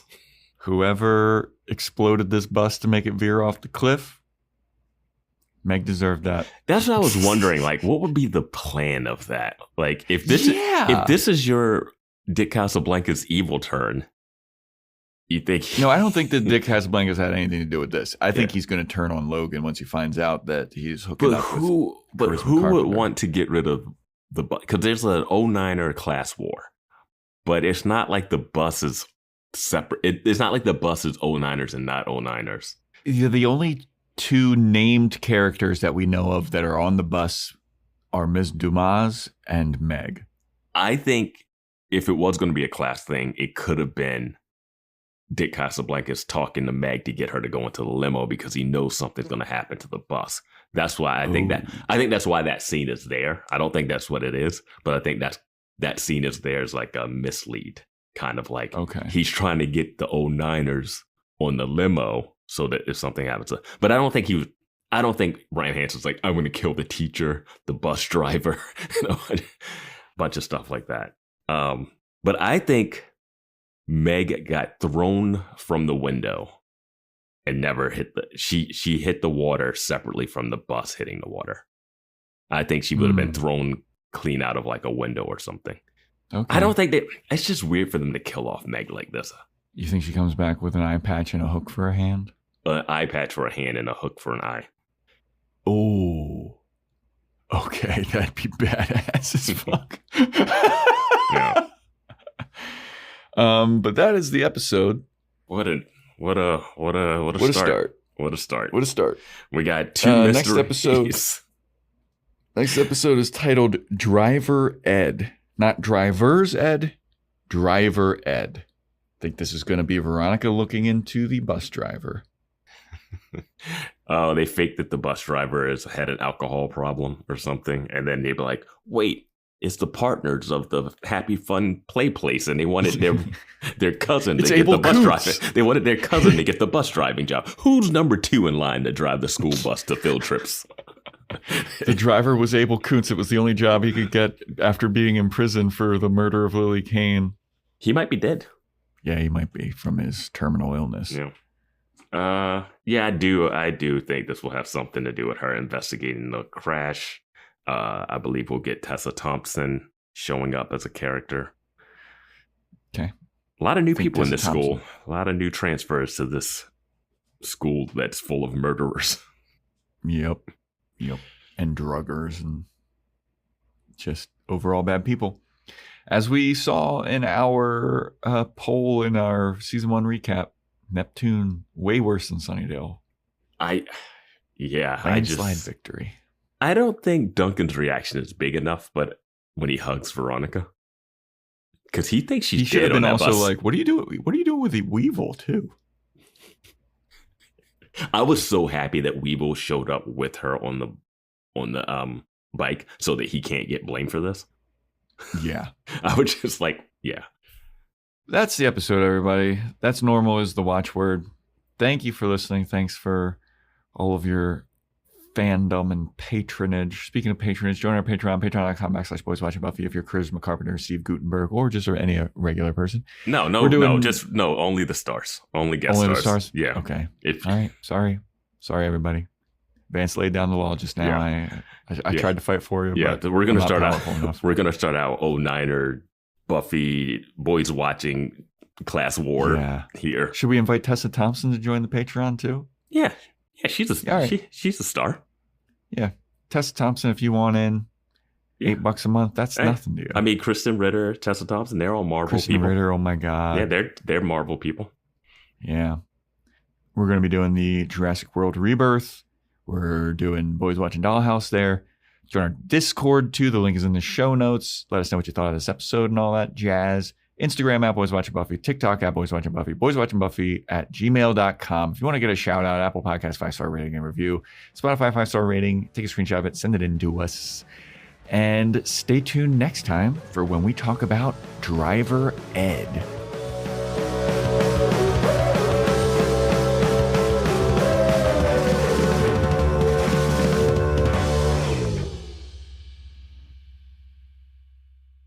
Now, where's my turkey pot pie, woman?